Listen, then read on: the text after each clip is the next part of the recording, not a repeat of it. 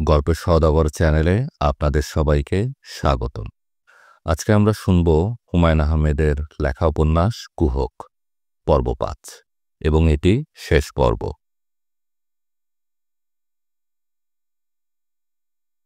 দীপা: জি চাচা। তোমার কাছে আমার অনেক ঋণ নিয়ে মরতে ভালো লাগে না, তবে তোমার ঋণের জন্য আমার খারাপ লাগছে না।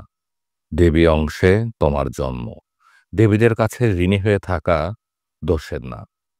কথা ঘোরাবার জন্য দীপা বললেন, খাওয়ার পর কি আমি আপনার জন্য এক কাপ গরম কফি আনবো? আনো। কফি এনে দীপা দেখলেন চাদর মুড়ি দিয়ে নিশানাথ বাবু ঘুমিয়ে পড়েছেন। দীপা তাকে জাগালেন না। অসুস্থ বৃদ্ধ মানুষটির জন্য তার চোখ ভিজে উঠল। রিনাকে ডাক্তারের অ্যাপ্রনে সুন্দর দেখাচ্ছে, সাদা রঙের গাম্ভীর্য তার চেহারাতেও পড়েছে। তাকে এখন বেশ গম্ভীর দেখাচ্ছে, তবে ছেলে মানুষই পুরোপুরি কাটাতে পারছে না। নিশানাথের কথাবার্তা যদিও সে বিচক্ষণ ভঙ্গি করে শুনছে, তবু বারবার হাসি আসছে। অনেক কষ্টে সে হাসি সামলাচ্ছে। ঘরে আর কেউ নেই। দীপা বাচ্চাদের স্কুলে পাঠানোর প্রস্তুতিতে ব্যস্ত। ট্রিনাকে বলে গেছেন নিশানাথবাবুর সঙ্গে কথাবার্তা বলে ব্যাপারটা বুঝতে। ট্রিনার ধারণা বোঝাবুঝির কিছুই নেই। লোকটার মাথা এলোমেলো হয়ে গেছে। এ বয়সে তা অস্বাভাবিকও নয়, মাথা ঠিক থাকলে বরং অস্বাভাবিক হতো। নিশানাথ বললেন, মা, তোমার কাছে বোধহয় খুব অবাক লাগছে, তবে ব্যাপারটা সত্যি। আমি মানুষের মাথার ভেতরে চলে যেতে পারি। ট্রিনা মনে মনে বলল, মাথার ভেতর কিভাবে যান? নাকের ফুটো দিয়ে ঢোকেন নাকি কানের ফুটো দিয়ে? ট্রিনা ইচ্ছা করছে মনে মনে না বলে শব্দ করেই বলতে। সেটা বলছে না, কারণ অসুস্থ মানুষটাকে রাগিয়ে দিয়ে লাভ নেই।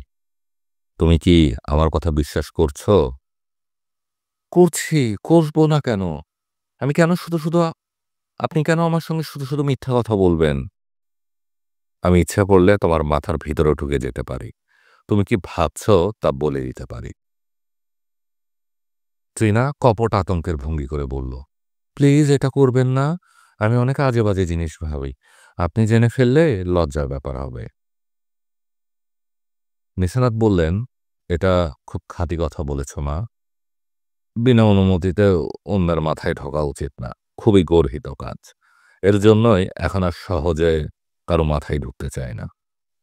ট্রিনা অনেক কষ্টে হাসি চেপে গম্ভীর মুখে বলল, অন্য সমস্যাও আছে। হয়তো কারো মাথায় ঢুকলেন, তারপর আর বেরোতে পারলেন না। সারা জীবনের জন্য আটকা পড়ে থাকতে হলো। কি অদ্ভুত অবস্থা! আপনার শরীরটা চাদর দিয়ে বিছানায় শুয়ে আছে, আর আপনি আটকা পড়ে আছেন অন্য একজনের মাথায়। হতে পারে এরকম? নিশানাথ বাবু ভ্রু কুঁচকে তাকালেন। তার মনে হলো এই চমৎকার মেয়েটা তাকে নিয়ে মজা করার চেষ্টা করছে। তার মনটা খারাপ হয়ে গেল। একবার ইচ্ছে করলো মেয়েটার মাথায় ঢুকে গোপন কিছু তথ্য জেনে নিয়ে মেয়েটাকে চমকে দিতে। পর মুহূর্তেই চিন্তাটা বাতিল করে দিলেন। এটা উচিত না, খুবই গর্হিত কাজ। ট্রিনা বলল, মানুষের মাথায় ঢোকা ছাড়া আর কি পারেন? খুব ভালো চিন্তা করতে পারি। যেমন অঙ্ক মানসাঙ্ক চট করে করে ফেলতে পারি। বড় বড় ভাগ, গুণ, বর্গমূল, খাতা পেন্সিল কিছুই লাগে না। বাহ, খুব মজা তো। তুমি পরীক্ষা করে দেখো। একটা বিরাট ভাগ অঙ্ক দাও, দেখো কেমন চট করে উত্তর বলে দিব। আপনাকে কষ্ট করতে হবে না, আমি আপনার সব কথা বিশ্বাস করছি। না, তুমি বিশ্বাস করছো না, দাও একটা অঙ্ক। ট্রিনা খানিকটা বিরক্তি নিয়েই বলল, আপনার যখন এত ইচ্ছা তাহলে ২২কে ৭ দিয়ে ভাগ দিন, ভাগফলটা আমাকে বলুন। নিশানাথ বললেন, উত্তর হচ্ছে ৩.৫২৮২৪৪৯৮৭৩২৮৩১। এ পর্যন্ত বলেই নিশানাথ থেমে গেলেন। ট্রিনা বলল, থামলেন কেন? নিশানাথ ক্লান্ত গলায় বললে, এর উত্তর মিলবে না, অনন্তকাল ধরে চলতেই থাকবে। আপনি কি এটা আগেই জানতেন না এখন টের পেলেন? এখন টের পেলাম, আগে জানতাম না। ট্রিনা এখন খানিকটা আগ্রহ বোধ করছে। যদিও নিশানাথ বাবুর কথা সে ঠিক বিশ্বাস করছে না, পায়ের মান যে মানুষের অজানা তা অনেকেই জানে, হয়তো নিশানাথ বাবুও জানেন। ট্রিনা বলল, আচ্ছা বলুন তো, আমার এই হাত ব্যাগে কি আছে? নিশানাথ বিস্মিত গলায় বলল, এটা আমি কি করে বলবো? আমি তোমার মাথার ভিতর ঢুকতে পারি, কিন্তু ব্যাগের ভিতর তো ঢুকতে পারি না। ট্রিনা এবার ফিক করে হেসে ফেলল। অবশ্য প্রায় সঙ্গে সঙ্গে মুখ থেকে হাসির রেখা মুছে ফেলে গম্ভীর গলায় বলল, আমি ভেবেছিলাম যে মানুষের মাথায় ঢুকতে পারে সে সব জায়গাতেই ঢুকতে পারে। এটা ঠিক না। মানুষের মন বেতার তরঙ্গের মতো। বেতার তরঙ্গ ধরতে রেডিও সেট লাগে। মানুষের মাথা হচ্ছে সেরকম সেট, রিভিশন স্টেশন। পশু কীট পতঙ্গ এরাও এক ধরনের রিসিভিং সেট, তবে খুব দুর্বল। আপনার কথা শুনে খুব ভালো লাগলো। এখন তাহলে উঠি? উঠবে? হ্যাঁ, আমাকে 11টার মধ্যে হাসপাতালে যেতে হবে। ও আচ্ছা, ঠিক আছে মা, যাও। আমার তো মনে হচ্ছে এখন আপনার শরীর ভালো। হ্যাঁ, ভালো।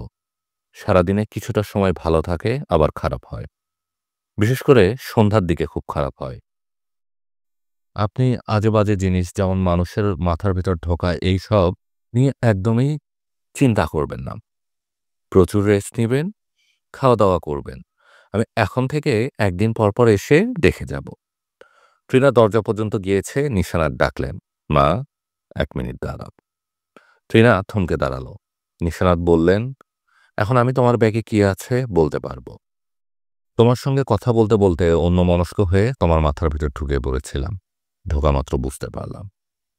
কি বুঝতে পারলেন? বুঝলাম যে তোমার ব্যাগে অনেক কিছুই আছে, তবে সেসব তেমন গুরুত্বপূর্ণ না। কিছু না, লিপস্টিক, চুলের কাটা, একটা চিরুনি, একটা রুমাল। এসব তো সব মেয়ের ব্যাগেই থাকে। হ্যাঁ, তা থাকে। এর জন্যই তো বলছি গুরুত্বপূর্ণ কিছু না। তবে একটা জিনিস আছে যা নিয়ে তুমি খুব চিন্তিত। একটা খামে বন্ধ চিঠি। এই চিঠি তুমি একজনকে দিবে, তার নাম হারুন। চিঠিটা তুমি অনেকদিন আগেই লিখে রেখেছ, দিতে পারছো না, আজ ঠিক করে রেখেছ। যেখানেই হোক তুমি তাকে চিঠিটা দিবে। ট্রিনা হতভম্ব হয়ে তাকিয়ে আছে। পুরো ব্যাপারটা তার কাছে অবিশ্বাস্য মনে হচ্ছে। নিশানাথ সহজ গলায় বললেন, চিঠির বিষয়বস্তু আমি জান। কি জানেন? একসময় এই ছেলেটিকে তুমি খুব পছন্দ করতে। তোমরা দুজনে বিয়ে করবে এরকম পরিকল্পনা করে রেখেছ। কিন্তু এখন আর ছেলেটিকে তোমার পছন্দ না, মুখ ফুটে বলতে পারছো না বলে চিঠি লিখেছ। ট্রিনা ক্ষীণ স্বরে বললেন, আপনি তাহলে সত্যি সত্যি মানুষের মাথায় ঢুকতে পারেন? হ্যাঁ, পারি। অবিশ্বাস্য ব্যাপার। নিশানাথ দুঃখিত গলায় বলল, মানুষের মাথায় ঢোকার ব্যাপারটা অন্যায়, খুবই অন্যায়, খুবই গর্হিত কাজ। তুমি কিছু মনে করো না ট্রিনা। না, আমি কিছু মনে করিনি। আমি এখনো বিশ্বাস করতে পারছি না, যদিও জানি আপনার ক্ষমতাটা সত্যি, এর মধ্যে কোনো ভুল নেই। আমি আরেকটু বসি আপনার সঙ্গে। বসো। আপনার খবর প্রকাশিত হলে মেডিকেল সায়েন্সের জগতে কিরকম হইচই শুরু হয়ে যাবে সেটা আপনি জানেন? না, জানি না। ট্রিনা কাঁপা গলায় বলল, এই দেখুন আমার গা কাঁপছে। আচ্ছা, আপনি শুরু থেকে বলুন তো, কখন আপনি প্রথমে এই ক্ষমতার কথা বুঝতে পারলেন? নিশানাথ জবাব দিল না। তার মাথায় তীব্র যন্ত্রণা আবার শুরু হয়েছে। চারপাশের ঘোলাতে জগৎ ঘোলাটে হয়ে আসতে শুরু করেছে।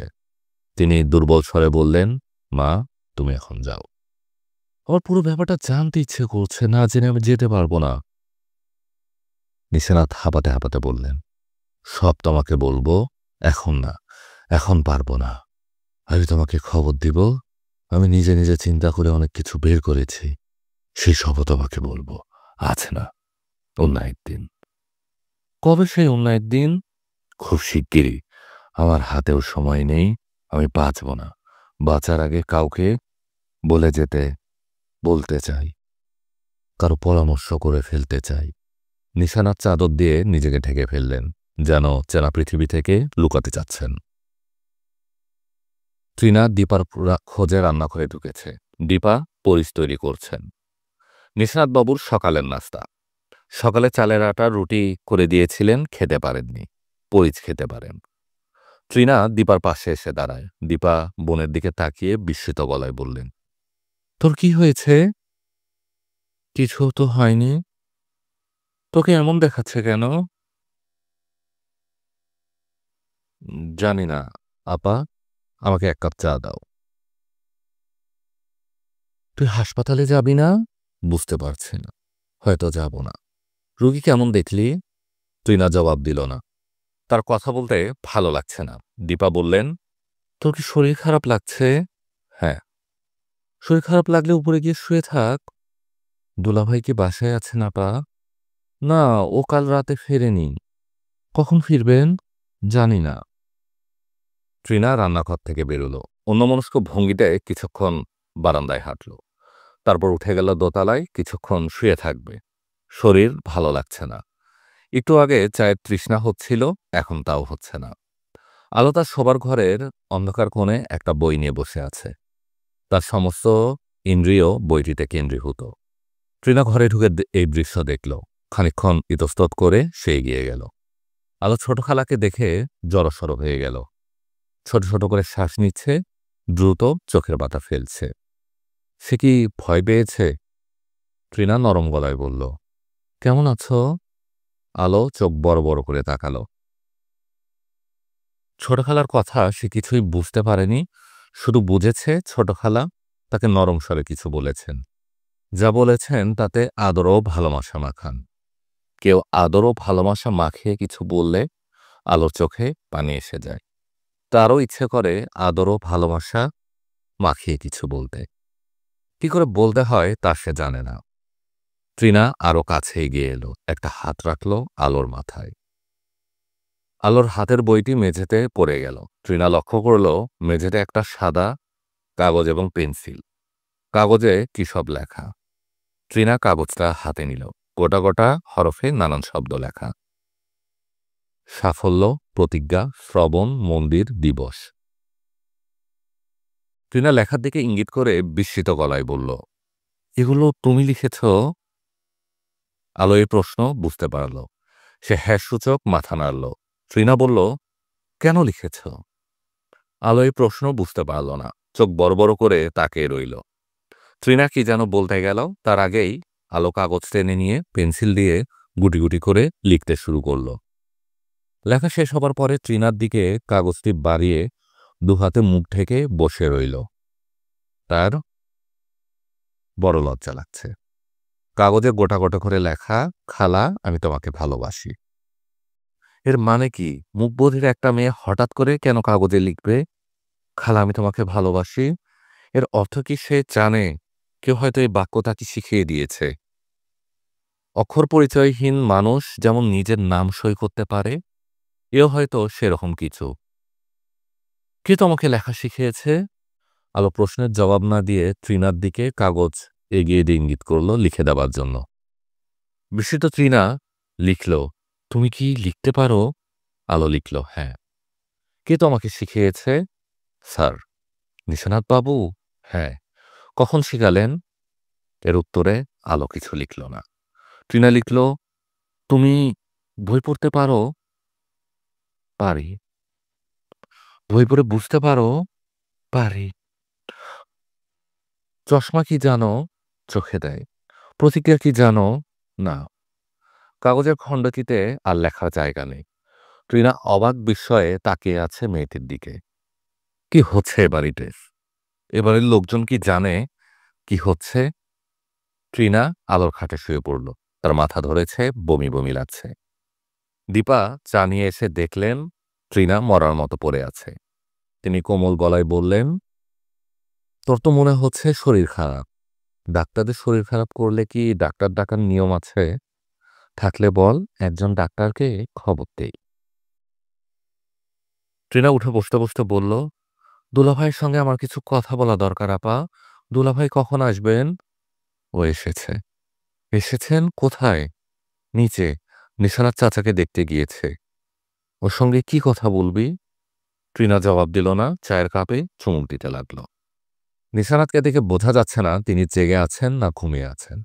ইজি চেয়ারে লম্বালম্বি হয়ে শুয়ে থাকা একজন মানুষ, যার চেহারা বিকৃত হয়ে গেছে। বাইরের কেউ হঠাৎ দেখলে চমকে উঠবে। মহসিনের সঙ্গে তার রোজই দেখা হচ্ছে, তবু মহসিন চমকে উঠলেন। কি কুৎসিতই না মানুষটাকে লাগছে। শরীরে মনে হচ্ছে পানি এসে গেছে, পা দুটো ফোলা, অথচ পায়ের আঙ্গুলগুলো শুকিয়ে পাখির নখের মতো হয়ে আছে। মহসিন মৃদুস্বরে বললেন, স্যার, কি জেগে আছেন? নিসারাত খসখসে গলায় বললেন, বুঝতে পারছি না বাবা। এখন এমন হয়েছে, কখন জেগে থাকি কখন ঘুমিয়ে থাকি তা বুঝতে পারি না। আপনি বিশ্রাম করুন। আর বিশ্রাম? আমি যাবার জন্য তৈরি হচ্ছে বাবা। কোথায় যাব বা কে জানে। মহসিন কিছু বললেন না। মৃত মানুষটার সামনে তার দাঁড়িয়ে থাকতে ইচ্ছে করছে না। মৃতপ্রায় মানুষটির সামনে তার দাঁড়িয়ে থাকতে ইচ্ছে করছে না, আবার চলে যেতেও বাধো বাধো লাগছে। নিশানাত বললেন, তুমি একটু বসো। বারান্দায় বসবার জায়গা নেই, মহসিন দাঁড়িয়ে রইলেন। নিশানাত বললেন, আমার গলার স্বরটা কেমন অন্যরকম হয়ে গেছে, তুমি কি লক্ষ্য করেছ? জি, করেছি। নিজের গলার স্বর নিজেই চিনতে পারি না। যখন কথা বলি মনে হয় অন্য কেউ কথা বলছে। আমার মনে হয় কথা না বলে এখন চুপচাপ শুয়ে থাকাই ভালো। সব জিনিস তো বাবা সব সময় করা যায় না। এখন আমার সারাক্ষণ কথা বলতে ইচ্ছে করে। আমার পরিকল্পনা কি জানো? আমার পরিকল্পনা হচ্ছে মৃত্যুর আগ মুহূর্ত পর্যন্ত আর কথা বলবো। মৃত্যু কি এ সম্পর্কে বলবো, রানিং কমেন্ট্রি। যখন কথা আর বলতে পারবো না, তখন কারো মাথার ভিতর ঢুকে যাব, তাকে জানিয়ে যাব ব্যাপারটা কি। মহসিন আর চোখে ঘড়ি দেখলেন। একজন অসুস্থ মানুষের আবল তাবল কথা তার শুনতে ভালো লাগছে না, অথচ উঠে যাওয়া যাচ্ছে না। মহসিন, জি স্যার। আমি একটা পরীক্ষা পড়তে চাই, বৈজ্ঞানিক পরীক্ষা। কি পরীক্ষা? আমার যে অংশ অন্যের মাথায় ঢোকে সে অংশের কোনো মৃত্যু আছে কিনা তা জানা। শরীরের সঙ্গে সঙ্গে ওই অংশটা কি মরে যায় কিনা, না কি ওই অংশটা বেঁচে থাকে? যদি বেঁচে থাকে তাহলে সে কোথায় থাকে? আমি মনে হয় আপনার কথা পরিষ্কার বুঝতে পারছি না। নিশানাত দীর্ঘ নিঃশ্বাস ফেলে মনে মনে বললেন, আমি নিজেই নিজের কথা বুঝতে পারি না, তুমি কি বুঝবে? মহসিন আবার ঘড়ি দেখলেন। আর থাকা যায় না, এবার উঠতে হয়।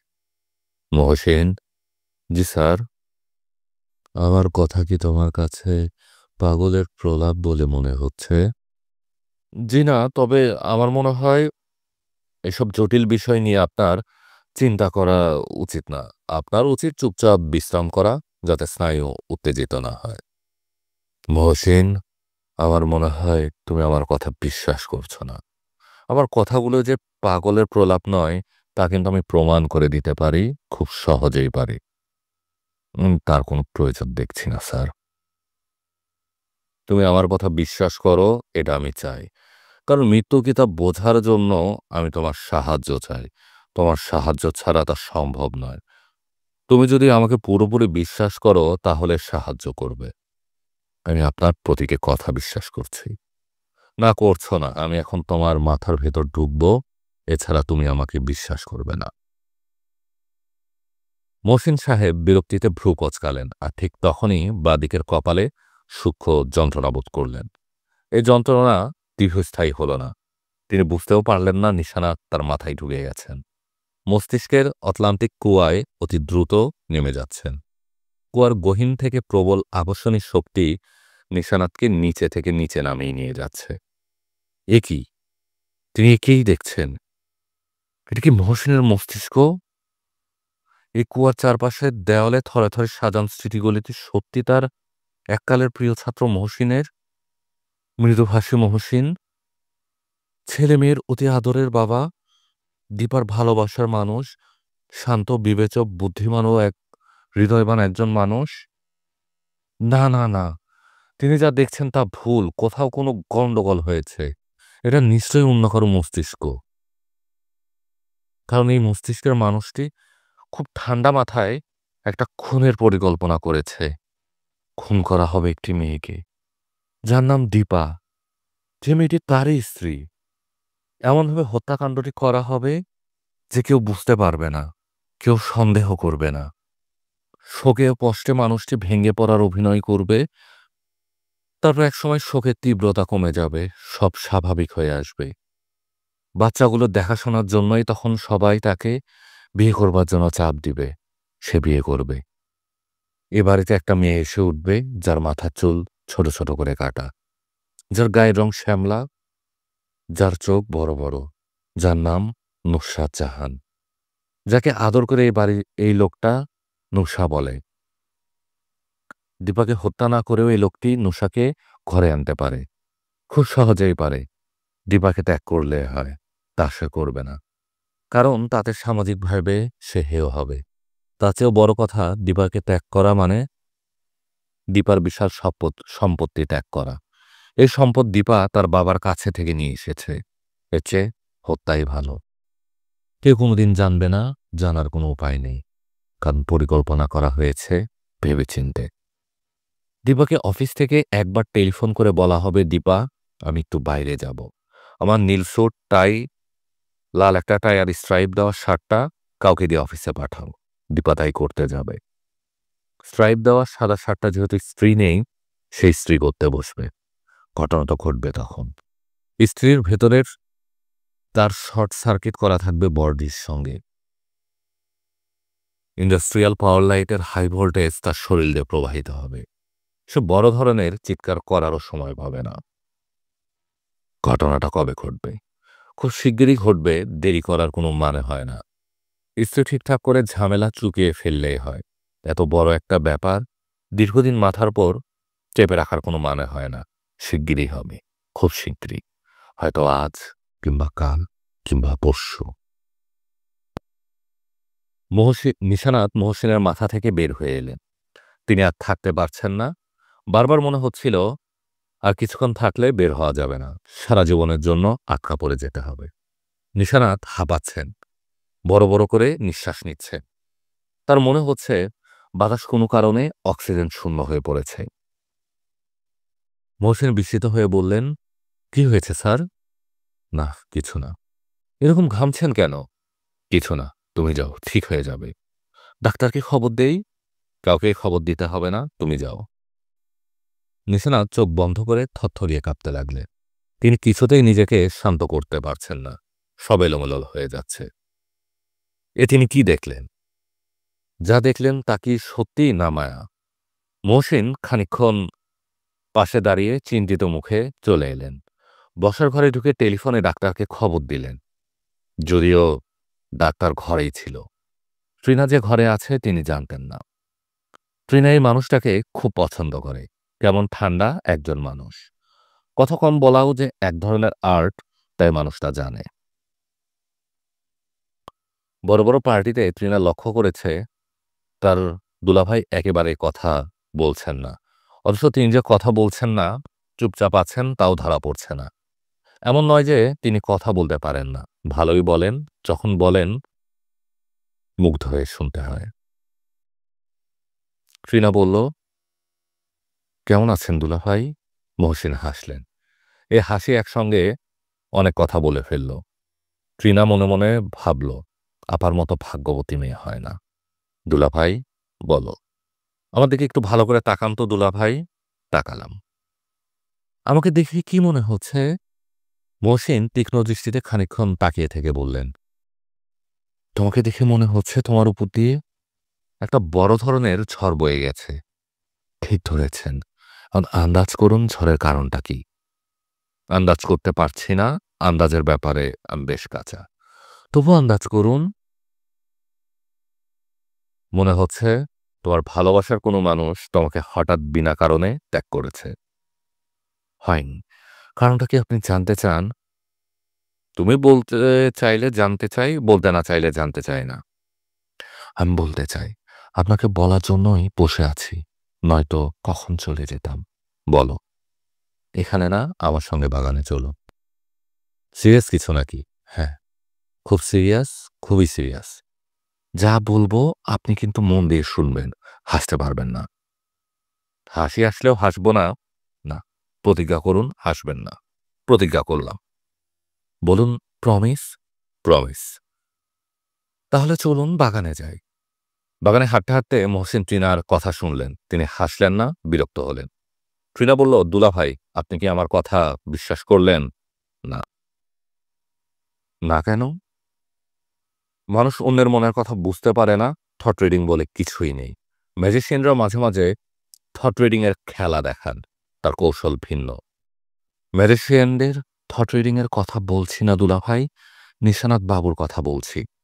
উনি সত্যি সত্যি মানুষের মনের কথা বলতে পারেন, মানুষের মাথার মধ্যে ঢুকে যেতে পারেন। উনি কোনো জীবাণু না বা ভাইরাস না যে মানুষের মাথার মধ্যে ঢুকে যাবেন। যা শোনো তাই বিশ্বাস করো কেন? তুমি একজন ডাক্তার, তুমি হবে যুক্তিবাদী। আপনি বুঝতে পারছেন না, আমি যুক্তিবাদী বলেই নিশানাত বাবুর ক্ষমতা দেখে এত আপসেট হচ্ছে। আপসেট হবার মতো কিছু নেই, তুমি বাসায় যাও, ঠান্ডা পানিতে গোসল করে ঘুমাও। ট্রিনা মন খারাপ করে ফেলল। মহসিন বললেন, এই পৃথিবী, এই গ্রহ নক্ষত্র চলছে লজিকের উপর। তুমি যা বলছো তা লজিকের বাইরে, কাজে আমরা তা অস্বীকার করব। প্রমাণ দেখালেও অস্বীকার করব? হ্যাঁ, কারণ তুমি যা প্রমাণ বলে ভাবছ তা প্রমাণ নয়, প্রমাণ থাকতে পারে না। যদি থাকে? বললাম তো নেই। মহসিন অফিসে গেলেন না, সারাদিন ঘরেই রইলেন। খানিকক্ষণ বাগানের কাজ করলেন, স্টেরিওতে গান শুনলেন। দীপাকে বললেন, চলো আজ রাতে বাইরে কোথাও খেতে যাই। ট্রিনাও যখন আছে, ভালোই লাগবে। অনেকদিন বাইরে যাওয়া হয় না। দীপা বললেন, নিশানার চাচাকে এই অবস্থায় রেখে বাইরে খেতে যাবার প্রশ্নই ওঠে না। শরীর কি আরো খারাপ করেছেন? হ্যাঁ, কি সব আবল তাবল বলছেন? আবল তাবল তো সবসময় বলতেন, এটা নতুন কি? এখন যা বলছেন তার কোনো মাথা মুন্ডু নেই। কারণ আমাকে ডেকে বললেন, মা খবরদার তুমি স্ত্রীতে হাত দিবে না, কোনো ক্রমেই না। ঘরে যে কটা স্ত্রী আছে সব আমার কাছে দিয়ে যাও। মহসিন স্তব্ধ হয়ে বসে রইলেন। তার নিঃশ্বাস বন্ধ হয়ে যাবার উপক্রম হল।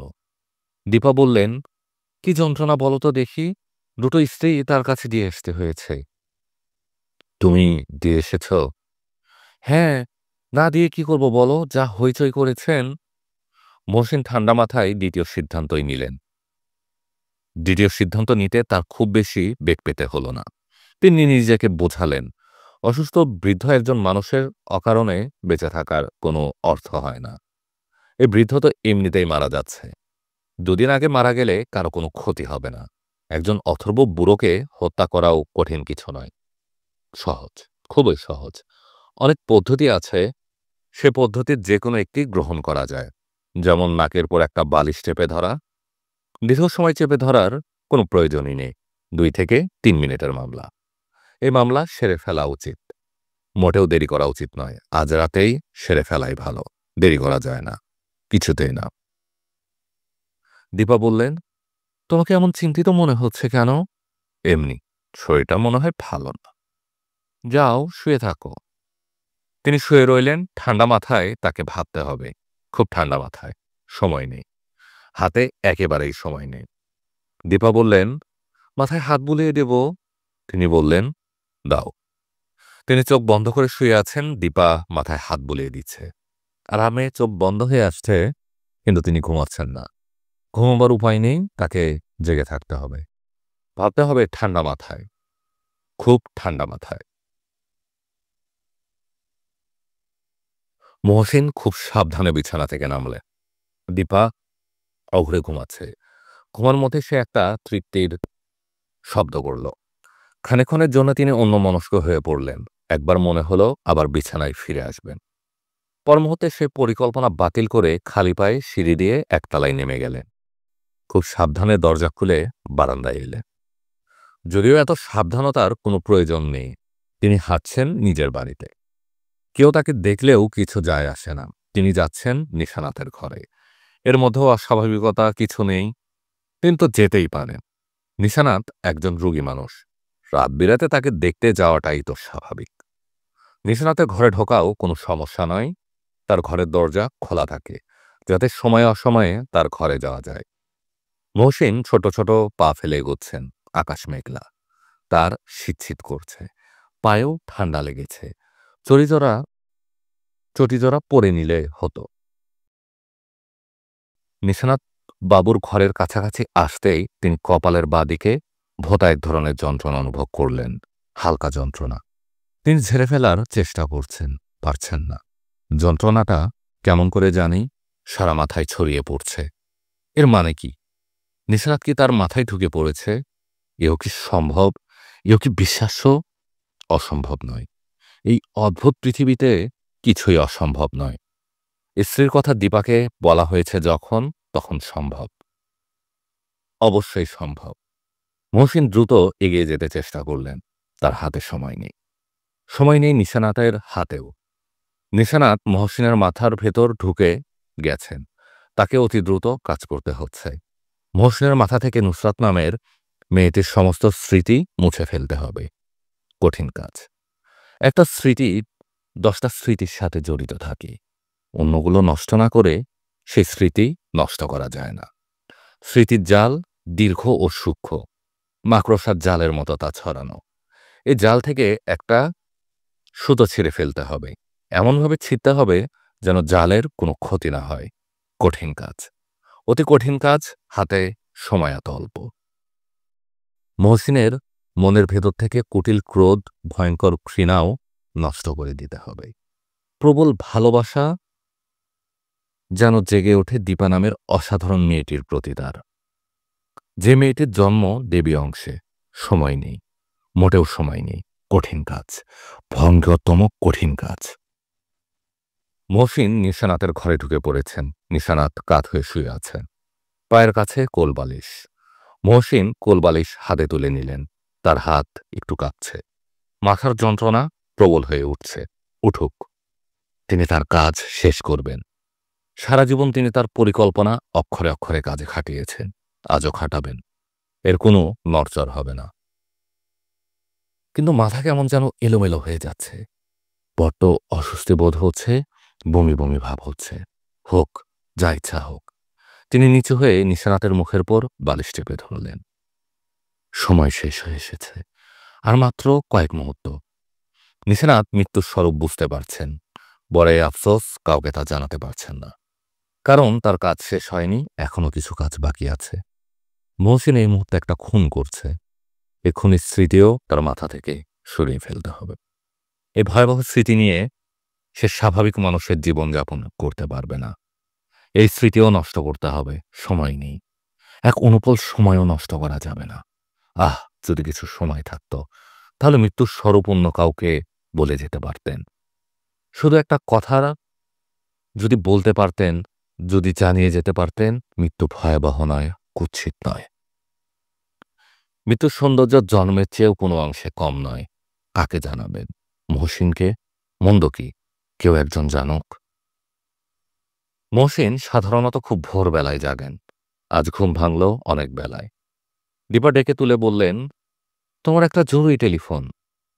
মহসিন আধো ঘুম টেলিফোনের রিসিভার মুখে লাগিয়ে বললেন, কে? ওপার থেকে মধুর স্বরে বলা হলো, আমি। আমিটা কে? আমি নুসরাত জাহান। নুসা।